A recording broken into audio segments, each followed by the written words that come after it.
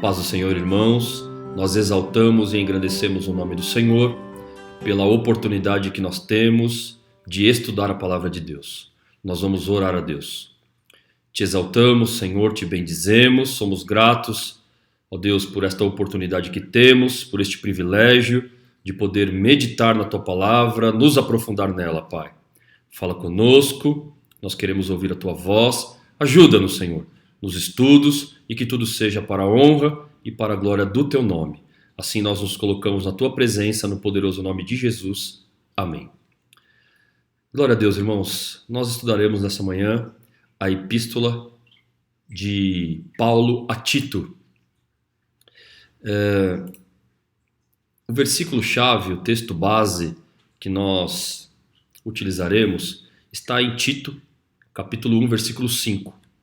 Por esta causa te deixei em Creta, para que pusesses em ordem as coisas restantes, bem como em cada cidade constituísses presbíteros, conforme te prescrevi.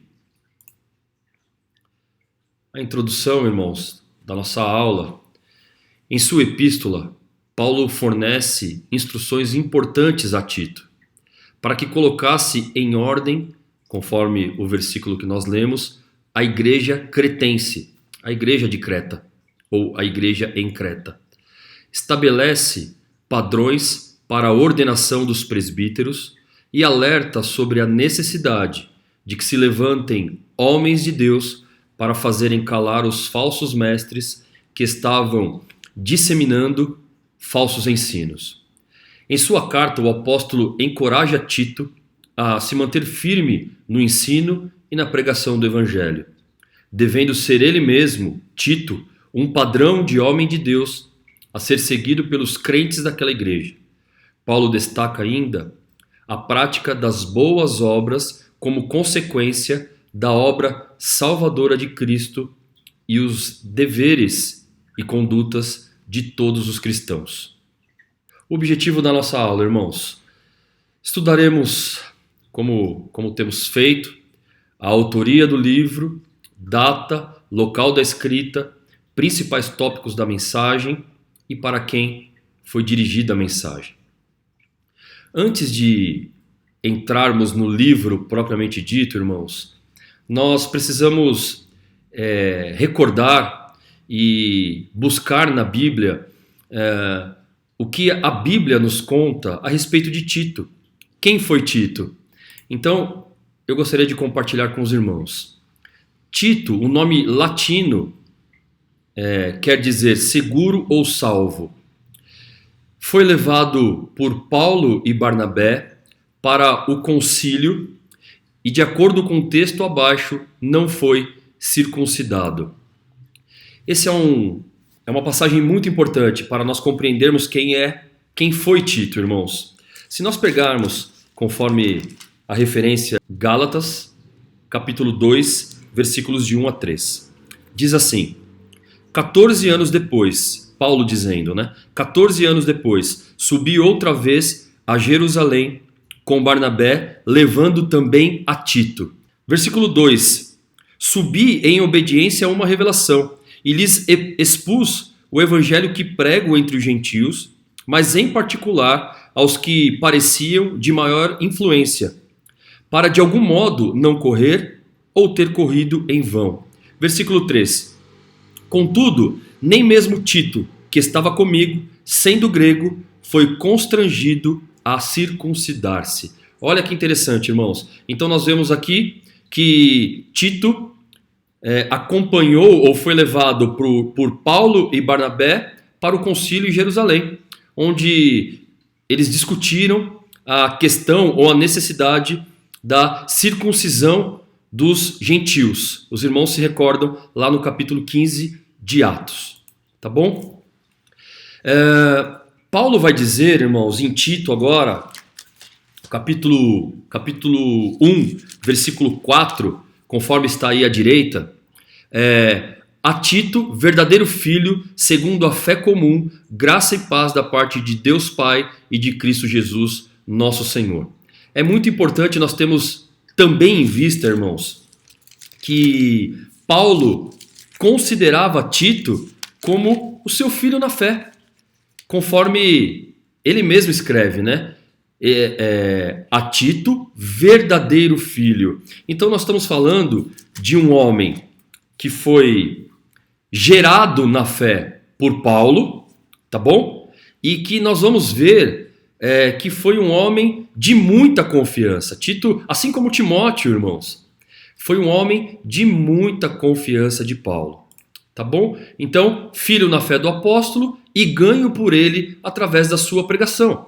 É o que ele diz no versículo 4 do capítulo 1. A Tito, verdadeiro filho, segundo a fé comum, irmãos, tá certo? Graça e paz da parte de Deus Pai e de Cristo Jesus, nosso Salvador. Ainda na direita, no quadro da direita, Tito é citado na segunda epístola de Paulo a Timóteo. Lá em 2 Timóteo, capítulo 4, versículo 10, Paulo vai dizer assim a Timóteo: porque Demas, tendo amado o presente século, me abandonou e se foi para Tessalônica, Crescente foi para a Galácia, Tito para Dalmácia. Então perceba, irmãos, que nós começamos a ver que Tito, de alguma maneira, acompanhou Paulo, tanto em Jerusalém, como agora nós vemos Tito indo realizar a obra em ou na Dalmácia. Tá bom? Ainda sobre Tito, irmãos. E aqui nós entraremos em aspectos da vida de Tito muito importante. Foi enviado por Paulo à igreja de Corinto, conforme 2 Coríntios, capítulo 2, versículos 12 e 13. Ora, Paulo dizendo, né, irmãos? Ora, quando cheguei a Troade para pregar o evangelho de Cristo, e uma porta se me abriu no Senhor, não tive, contudo, tranquilidade no meu espírito, porque não encontrei o meu irmão Tito. Por isso, despedindo-me deles, parti para a Macedônia. Só para nós entendermos esse contexto, Paulo havia enviado Tito à igreja de Corinto. E o que Paulo esperava nesse encontro que nós acabamos de ler era receber de Tito notícias a respeito de como estava a igreja em Corinto. Por isso que Paulo vai dizer no versículo 13 do capítulo 2 de 2 Coríntios: não tive, contudo, tranquilidade no meu espírito, porque não encontrei o meu irmão Tito. Então Paulo estava ansioso para encontrar Tito, para receber dele notícias a respeito da igreja, de como estava a igreja de Coríntios, ou os crentes da igreja de Coríntios. 2 Coríntios, capítulo 7, versículos 6 e 7, diz assim: porém, Deus, que conforta os abatidos, nos consolou com a chegada de Tito. Então, aquilo que era o desejo de Paulo, encontrar-se com Tito, para receber informações da igreja e dos irmãos de Coríntios, agora ele recebe as informações de Tito. Porém, Deus, que conforta os abatidos, nos consolou com a chegada de Tito. E não somente com a sua chegada, mas também pelo conforto que recebeu de vós, referindo-nos à vossa saudade, o vosso pranto, o vosso zelo por mim, aumentando assim meu regozijo. Então, agora Paulo se encontra com Tito, que traz notícias ao apóstolo que confortam o coração do apóstolo. Ainda em 2 Coríntios capítulo 7, irmãos, versículos de 13 a 16. Foi por isso que nos sentimos confortados, e acima desta nossa consolação, muito mais nos alegramos pelo contentamento de Tito, cujo espírito foi recriado por todos vós. Versículo 14. Porque se em alguma coisa me gloriei de vós para com ele, não fiquei envergonhado. Pelo contrário, como em tudo vos falamos com verdade, também a nossa exaltação na presença de Tito se verificou ser verdadeira. Versículo 15. E o seu entranhável afeto cresce mais e mais para convosco, lembrando-se da obediência de todos vós, de como o recebestes com temor e tremor. Alegro-me, porque em tudo posso confiar em vós. Então, Paulo foi confortado. Ainda, irmãos, mais alguns detalhes. Tito foi encarregado por Paulo para supervisionar a coleta das ofertas, irmãos, e entregar a segunda carta aos Coríntios. Olha que interessante. Então, Tito, 2 Coríntios, capítulo 8, versículo 6. O que nos levou a recomendar a Tito que, como começou, assim também complete esta graça entre vós. Então, irmãos, Tito, ele foi encarregado para supervisionar a coleta das ofertas, para levar para a igreja de Jerusalém e a entregar a segunda carta aos Coríntios. Nós vamos ver isso nos versículos 16 e 17 do capítulo 8 de 2 Coríntios. Mas graças a Deus, que pôs no coração de Tito a mesma solicitude por amor de vós, porque atendeu ao nosso apelo e, mostrando-se mais cuidadoso, partiu voluntariamente para vós outros. E quando ele parte voluntariamente para vós outros, ele leva a carta de 2 Coríntios à igreja. Do lado direito agora, do quadro direito, irmãos, óbvio, né? É o que nós estamos vendo. Tito era companheiro e cooperador de Paulo, conforme o capítulo 8, ainda de 2 Coríntios, versículos 23 e 24. Quanto a Tito, é meu companheiro e cooperador convosco. Quanto a nossos irmãos, são mensageiros das igrejas e glória de Cristo. Manifestai, pois, perante as igrejas a prova do vosso amor e da nossa exultação a vosso respeito na presença destes homens. Então, irmãos, olha que interessante. Antes mesmo de entrarmos na carta, o que nós estamos vendo é um homem de muita confiança do apóstolo Paulo. Companheiro, cooperador, enviado também à igreja de Corinto, assim como Timóteo em 1 Coríntios. Tito foi enviado por Paulo para realizar ali uma obra e trazer informações para o apóstolo. Assim como Paulo, Tito era um homem íntegro e trabalhador, conforme 2 Coríntios 12, versículos 17 e 18. Porventura vos explorei por intermédio de algum daqueles que vos enviei? Roguei a Tito e enviei com ele outro irmão. Porventura Tito vos explorou? Acaso não temos andado no mesmo espírito? Não seguimos nas mesmas pisadas? Agora, irmãos, para nós entendermos o contexto, data, autoria e local da epístola de Paulo a Tito. O autor, obviamente, irmãos, o apóstolo Paulo, conforme está no quadro aí da esquerda, em Tito, capítulo 1, versículos de 1 a 4.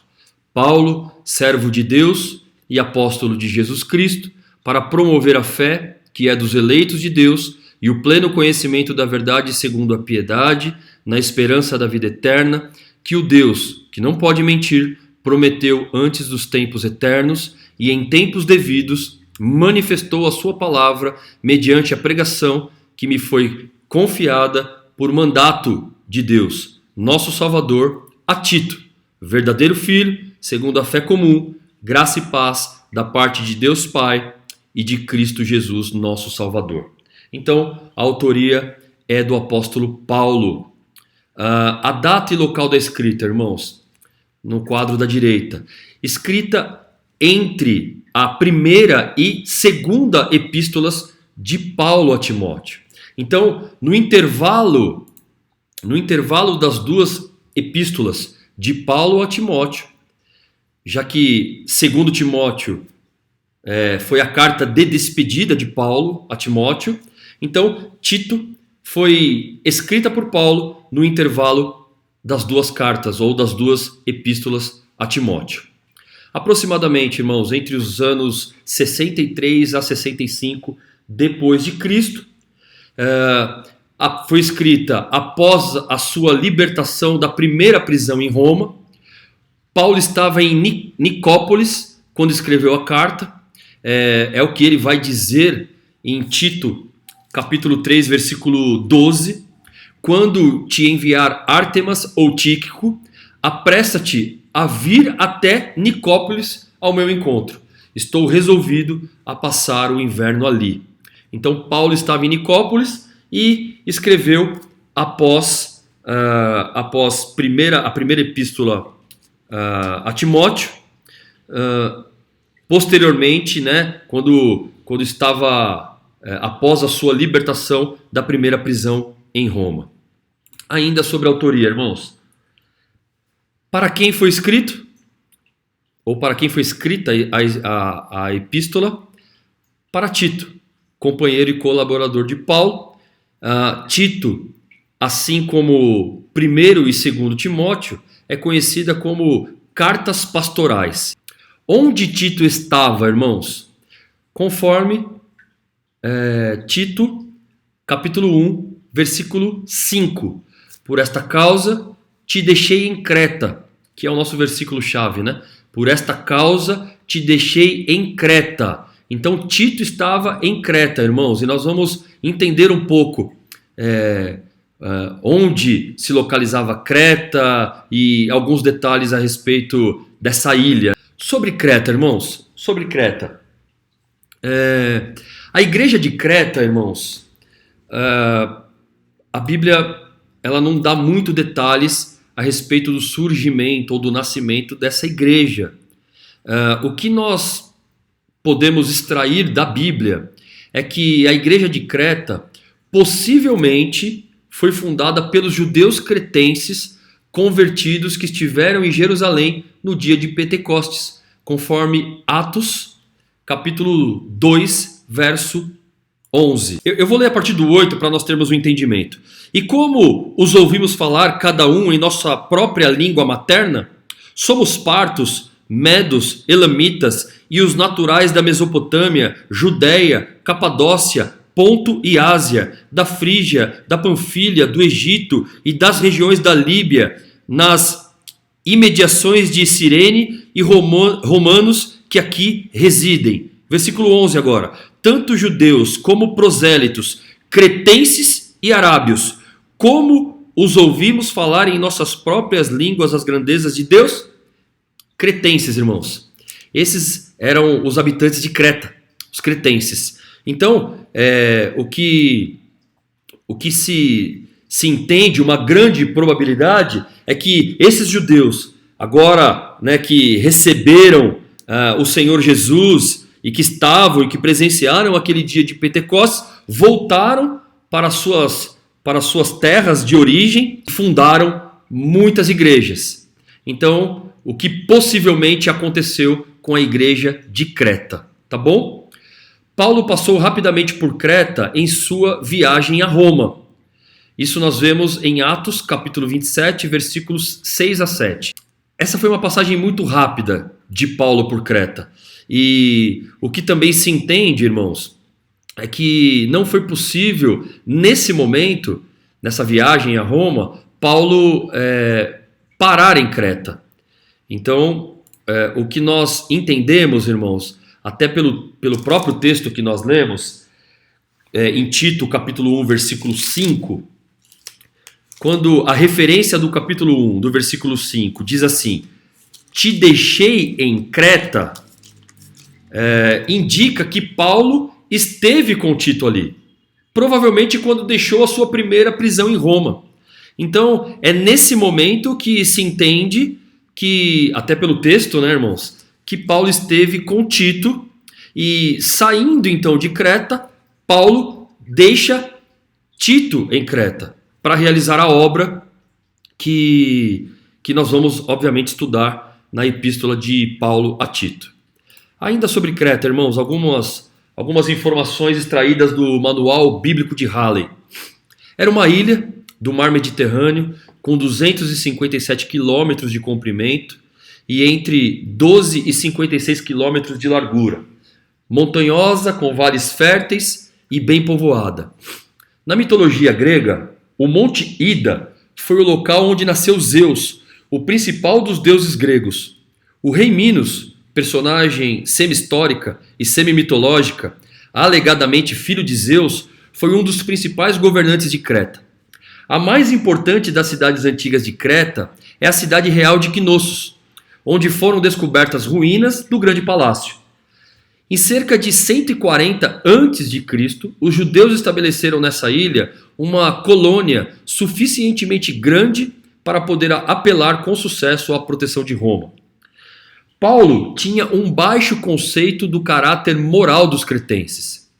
Um dos seus próprios profetas chegou e disse: cretenses, sempre mentirosos, feras malignas, glutões preguiçosos. Nós vamos ver isso depois, irmãos, em Tito. Aliás, vamos ver agora em Tito, capítulo 1, irmãos, versículo 12. Acho importante lermos essa passagem para nós entendermos o que está sendo dito aqui. Qual é a referência, tá bom? Tito 1,12. Diz assim: foi mesmo dentre eles um seu profeta que disse: cretenses, sempre mentirosos, feras terríveis, ventres preguiçosos. Paulo está dizendo isso a Tito, que um profeta deles é quem disse que os cretenses eram mentirosos. Tanto é, irmãos, que o termo cretense, eles relacionavam a mentiroso.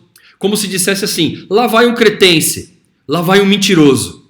E há um motivo para isso, né? Se nós pegarmos aqui, logo abaixo ali, irmãos, da referência de Tito 1,12, descrição do poeta, profeta e reformador religioso Epimênides. É o que essa informação do manual bíblico de Halley nos traz, que foi atribuído a Epimênides, que era esse profeta que disse isso a respeito dos cretenses.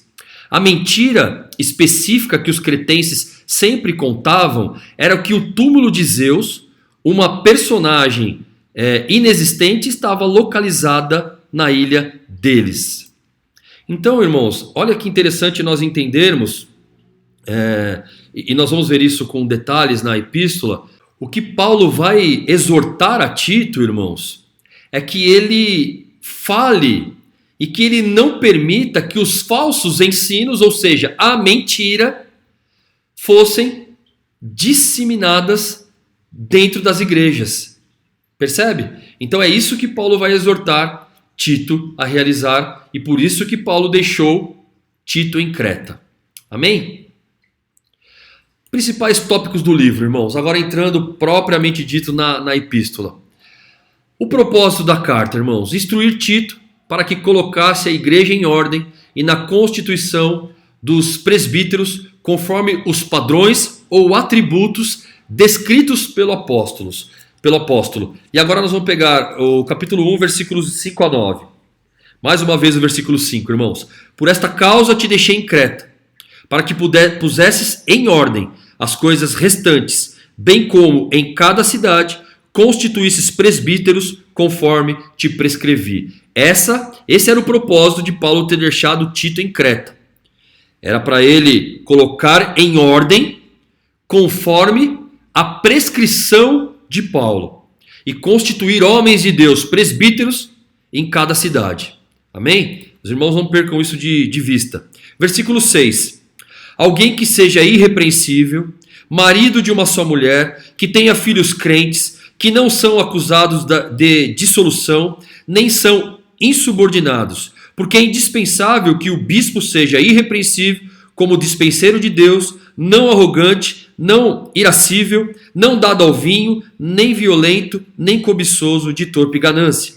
Antes, hospitaleiro, amigo do bem, sóbrio, justo, piedoso, que tenha domínio de si, apegado à palavra fiel, que é segundo a doutrina, de modo que tenha poder, tanto para exortar, pelo reto ensino, como para convencer os que o contradizem. Então, percebem, irmãos, que Paulo dá a ordem a Tito, e aqui ele estabelece os padrões ou atributos que esses homens de Deus, esses presbíteros, deveriam ter para serem levantados ou colocados nessas cidades para ensinar o povo. Um ponto importante, irmãos, que nós vamos ler aqui agora do versículo 10 ao 16, ainda do capítulo 1. Fazer calar os falsos mestres que estavam disseminando falsos ensinos. Conforme o próprio apóstolo mencionou no versículo 12 do capítulo 1, que foi aquilo que nós lemos aqueles cretenses, sempre mentirosos, feras terríveis, a mentira e os falsos ensinos estavam sendo disseminados como verdades, criando doutrinas que induziam as pessoas ao erro. Então, veja, irmãos, que o maior ponto de discussão e de combate aqui de Tito, e que Paulo orienta, era para que ele calasse, ou os homens, Tito juntamente com os presbíteros, fizessem calar esses homens, esses falsos profetas que estavam disseminando essa falsa doutrina. Então nós vamos ler, irmãos, do versículo 10 ao 16 do capítulo 1. Porque existem muitos insubordinados, pauradores frívolos e enganadores, especialmente os da circuncisão. Veja bem, irmãos, ele está falando aqui de judeus, homens da circuncisão. E aí, versículo 11. É preciso fazê-los calar, porque andam pervertendo casas inteiras, ensinando o que não devem por torpe ganância. 12. Foi mesmo dentre eles um seu profeta que disse: cretenses, sempre mentirosos, feras terríveis, ventres preguiçosos.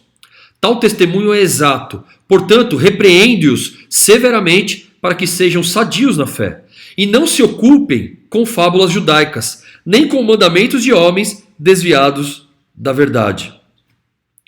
Todas as coisas são puras para os puros, todavia para os impuros e descrentes nada é puro, porque tanto a mente como a consciência deles estão corrompidas.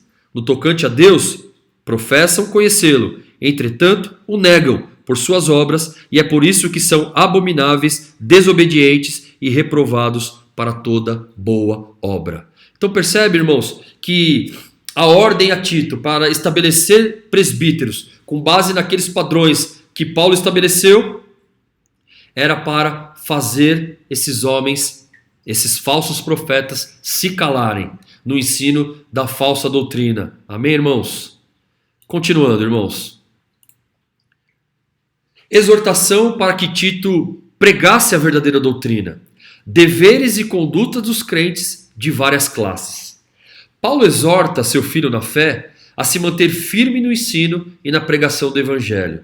Instruir sobre os deveres e condutas dos crentes, devendo ser ele mesmo, Tito, um padrão de homem de Deus a ser seguido pelos crentes daquela igreja. E irmãos, e são ensinamentos maravilhosos. E Paulo vai dizer, então, agora no capítulo 2, do versículo de 1 a 10. Eu quero ler com os irmãos. É uma epístola curta, irmãos. Então, nós vamos ler esses versículos, tá bom? Tu, porém, eu estou lendo Tito 2:1. Tu, porém, fala o que convém à sã doutrina. Olha o que ele exorta Tito. Tito, não muda. Fala o que convém à sã doutrina. Eu vou colocar o texto aqui para os irmãos. Fica mais fácil. Tu, porém, fala o que convém à sã doutrina. Quanto aos homens idosos, que sejam temperantes, respeitáveis, sensatos, sadios na fé, no amor e na constância. Quanto às mulheres idosas, semelhantemente, que sejam sérias e em seu proceder, não caluniadoras, não escravizadas a muito vinho, sejam mestras do bem, a fim de instruírem as jovens recém-casadas a amarem ao marido e a seus filhos, a serem sensatas, honestas, boas donas de casa, bondosas, sujeitas ao marido, para que a palavra de Deus não seja difamada. Quanto aos moços, de igual modo, exorta-os para que em todas as coisas sejam criteriosos. Torna-te, olha o que Paulo vai dizer agora a Tito, torna-te pessoalmente, versículo 7, padrão de boas obras. No ensino, mostra integridade, reverência, linguagem sadia e irrepreensível, para que o adversário seja envergonhado, não tendo indignidade nenhuma que dizer a nosso respeito. Quanto aos servos, que sejam em tudo obedientes ao seu Senhor, dando-lhe motivo de satisfação, não sejam respondões, não furtem, pelo contrário, deem prova de toda a fidelidade, a fim de ordenarem em todas as coisas a doutrina de Deus, nosso Salvador.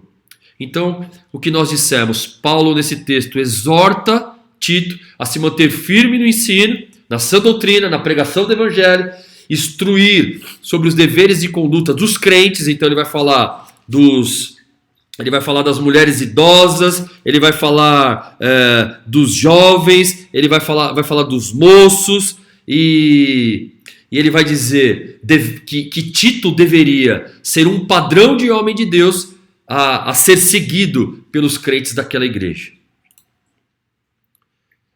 A graça salvadora em Cristo regenera o homem para uma nova vida com uma nova natureza. E agora, irmãos, é maravilhoso o que Paulo faz nesses textos que nós vamos ler, no capítulo 2, versículos 11 a 15. Paulo eleva a discussão em sua carta para dizer sobre a graça salvadora de Cristo e seu poder em fazer do homem caído uma nova criatura, com novos padrões e nova esperança. Então o que Paulo vai dizer aqui, irmãos, nesse texto, é que em Cristo, aquele que mentia não mente mais, aquele que furtava não furta mais, que há uma nova natureza, uma nova criatura em Cristo, através da graça salvadora. E nós vamos ler, irmãos, capítulo 2, versículos de 11 a 15. Diz assim: portanto, a graça de Deus se manifestou salvadora a todos os homens, educando-nos para que, renegadas a impiedade e as paixões mundanas, vivamos no presente século sensata, justa e piedosamente, aguardando a bendita esperança e a manifestação da glória do nosso grande Deus e Salvador Jesus Cristo, o qual a si mesmo se deu por nós, a fim de remir-nos de toda iniquidade e purificar para si mesmo um povo exclusivamente seu, zeloso de boas obras. Dize essas coisas, exorta e repreende também com toda a autoridade. Ninguém te despreze. Então, irmãos, Paulo eleva a discussão. Paulo estava repreendendo no final do capítulo 1, aqueles homens falsos mestres, os mentirosos. Ele traz agora qual é a conduta dos crentes, que Tito deveria ser um exemplo a ser seguido, e agora ele eleva a discussão. Ele fala: olha, a graça salvadora que alcançou o homem faz desse homem uma nova criatura, com um novo parecer, com uma nova conduta, uma nova postura diante de Deus. Ainda, irmãos, falando sobre a conduta e prática do cristão em todo o tempo. A salvação produz boas obras. A salvação, as boas obras são consequências da salvação. A salvação produz boas obras. E essas devem ser refletidas pelos crentes em todo o tempo, em todas as classes e em suas relações, em seus relacionamentos com as pessoas. E olha, irmãos, eu também gostaria de ler esse texto, capítulo 3, versos de 1 a 11. Lembra-lhes que se sujeitem aos que governam, às autoridades, sejam obedientes, estejam prontos para toda boa obra. Não difamem a ninguém, nem sejam altercadores, mas cordatos, dando provas de toda cortesia para com todos os homens. Pois nós também, outrora, éramos nécios, desobedientes, desgarrados, escravos de toda sorte de paixões e prazeres, vivendo em malícia e inveja, odiosos e odiando-nos uns aos outros. Quando, porém, se manifestou a benignidade de Deus, nosso Salvador, e o seu amor para com todos, não por obras de justiça praticadas por nós, mas segundo sua misericórdia, ele nos salvou mediante o lavar regenerador e renovador do Espírito Santo, que ele derramou sobre nós ricamente por meio de Jesus Cristo, nosso Salvador, a fim de que, justificados por graça, nos tornemos seus herdeiros segundo a esperança da vida eterna. Fiel a esta palavra, e quero que no tocante a estas coisas faças afirmação confiadamente, para que os que têm crido em Deus sejam solícitos na prática de boas obras. Estas coisas são excelentes e proveitosas aos homens. Evita discussões insensatas, genealogias, contendas e debates sobre a lei, porque não têm utilidade e são fúteis. Evita o homem faccioso depois de admoestá-lo primeira e segunda vez, pois sabes que tal pessoa está pervertida e vive pecando, e por si mesma está condenada. Louvado seja Deus, irmãos. O que Paulo está agora ensinando a Tito é com relação à conduta e prática dos cristãos, ou do cristão, em todo o tempo. Em todo o tempo. As boas obras, irmãos, elas devem ser um testemunho prático da nova vida em Cristo. E essas, as boas obras, devem ser refletidas pelos crentes em todo o tempo, em todas as classes e em suas relações. E no final, irmãos, no final da epístola, versículos 12 a 15 do capítulo 3, nós vemos as recomendações de Paulo e saudações finais. E o que nós vemos então, irmãos? Um homem cooperador, um companheiro e um braço direito do apóstolo, enviado pelo apóstolo para realizar uma grande obra, irmãos, uma grande obra. Esse foi Tito, irmãos, e eu gostaria de deixar aqui com os irmãos uma aplicação. Gostaria de compartilhar esse texto com os irmãos. Assim como é peculiar nos escritos de Paulo, do apóstolo Paulo, vemos nessa epístola todo o seu esforço para transmitir sua mensagem a Tito e exortá-lo para que seja um homem fiel aos ensinos de seu pai na fé e continue com a mesma força a ensinar a verdadeira doutrina, o evangelho que transforma, liberta e regenera o homem. Paulo o anima a, sem temer pelos homens, combater os falsos ensinos e a disseminação da falsa doutrina, o que também devemos como crentes combater, mantendo os nossos olhos fitos em Cristo Jesus, nosso Salvador.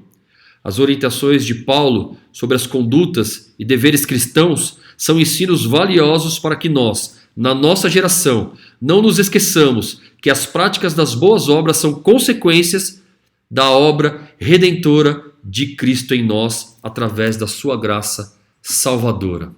Louvado seja Deus, irmãos. E essa é a nossa bibliografia. Obviamente a Bíblia, a versão revista e atualizada, o Manual Bíblico de Halley, através da Bíblia livro por livro do Meir Pirman e Janelas para o Novo Testamento do pastor Enéas Tonini. Glória a Deus, irmãos, louvado seja o Senhor. Que o Senhor seja exaltado, que o Senhor nos ajude e que esses ensinos fiquem gravados nos nossos corações. Nós vamos orar a Deus encerrando a aula de hoje. Senhor, te exaltamos, te bendizemos. Somos gratos por esta manhã, por esta oportunidade, pelo privilégio que nós temos, Senhor, de meditar na Tua palavra, de estudar nela, Pai. Nos ajuda, Senhor, a sermos homens e mulheres, Pai, capacitados, fortalecidos por Ti, para não esmorecermos, Pai, e permanecermos firmes, Senhor. Ó Deus, na sã doutrina, na Tua palavra, nos ensinamentos, Pai, que temos recebido do nosso pastor, recebemos do nosso apóstolo, Pai, os fundamentos, e agora através da vida do nosso pastor Douglas, Pai, ajuda-nos. Estende a Tua mão poderosa, fica conosco neste dia, nos abençoa com toda sorte de bênção, adentra os lares dos nossos irmãos, Pai, dos meus irmãos. Eu coloco, Senhor, os lares da Tua igreja diante de Ti. Estende a Tua mão poderosa, Pai. Te agradeço pela vida do nosso pastor. Continua usando o Teu filho, fortalecendo e trazendo a nós a Tua palavra através da vida do Teu servo. Fortalece a família, Senhor, a vida da irmã Miriam, as heranças do Teu filho. Assim, fica conosco, Pai. Guarda-nos neste dia, para que à noite, Senhor, nós cultuemos o Teu nome, Senhor, e apresentemos a Ti, Senhor, as nossas vidas, Senhor, em gratidão, Pai, a nossa adoração. Nós Te louvamos e nós Te agradecemos no poderoso nome de Jesus. Amém. Amém, irmãos. A paz do Senhor a todos. Que o Senhor seja louvado e o Senhor seja exaltado. Deus abençoe os irmãos.